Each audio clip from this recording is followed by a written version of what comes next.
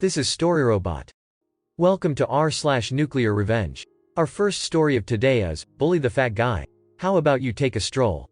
Little bit of backstory. I was a bit on the heavy side back then. And by bit, I mean I was the biggest guy in size in school. So got bullied a lot. Mostly verbal. The few times it got physical, I didn't retaliate.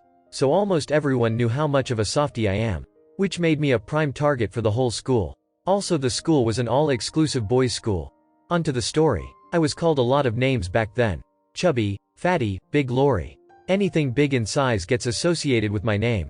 There's this one guy, who I've known since the first grade, let's call him DB Douche Beep, who has been relentlessly bullying me since the first time he laid eyes on me. I'm kind of a nerd. Just love computers and anything related to technology. Which DB didn't like. Because his IQ is mostly a double digit and he had trouble figuring things out. So at the start of 8th grade, we could take an extra class that taught us current technology and stuff. DB stayed at the back of the class and got in a lot of trouble with the teacher because he was disruptive. The technology department is located on the first floor of the school. This will be important later. I had already complained a lot to the school administration about the bullying and even had my parents involved during the 4th grade. He only got a slap on the wrist. Because his father was a friend of the school VP, vice principal. VP had filed numerous reports about DB but had never taken any action. Oh, and the time my parents got involved, he said, boys will be boys. They're just having fun. They'll grow up and look back to those moments and have a laugh. Who knows? Your kid might even lose weight just to impress them. My parents were helpless in this situation. So at the start of 8th grade, the bullying started. And this time it was mostly physical. Punching me on the arm. Slapping the back of my head. My father had always taught me to turn the other cheek and always to respect others. Even if they do something wrong to you.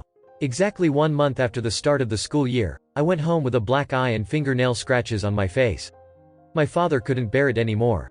That was the day my father gave the best advice that he has given me, son. You have the size and strength to overcome many things. Next time anyone that even thinks of bullying you physically, beat him up bad. You'll never have any trouble with anyone if you stand up and fight back against them. I had been bottling up everything up till that day. My father's words unleashed that rage beautifully. I went back to school the next day and I was fuming. 8 years of pent-up rage ready to beeping demolish DB. My first class for that day was technology class. The teacher still hadn't come to class, so we were all just waiting outside. DB saw me and started going on and on about my size. I didn't say anything. The moment he punched on my arm was the breaking point. I simply grabbed onto his shoulders and said the words I was waiting to say all day long. This is for all the years of you punching and calling me names. I beeping threw him over the railing. From the first floor. He landed on the ground with a sickening thud onto the ground. What followed was the most girlish scream I have ever heard. The rest of the class had to pick up their jaws from the floor. VP came running to his aid, looked up. He saw me smiling with the biggest grin I have ever had during the 8 years I spent in that beep. My parents were called and what followed was a beep show.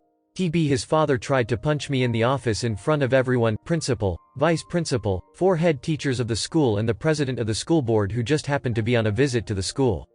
My father got in front of him, laid a nice uppercut which dislocated his jaw. Police was called and he was arrested for trying to assault a minor. VP was fired because he had never taken any action against DB his action even though he knew the whole story. DB had a broken shoulder and broken kneecap which stopped him from playing soccer. Which he loved. After the whole fiasco was sorted out, my father gave me some new advice: just punch their lights out. Don't throw them from balconies. I never had any more troubles with bullies. They were scared of me. My next goal was to protect the other kids who were getting bullied. If I saw anyone bullying anybody, I would stand next to the kid and ask what's the problem. They would always apologize and leave. I could proudly say that I solved the bullying problem in our school barehanded. Our second and last story of today is, they took our parking spot. Alright, story begins a few years back.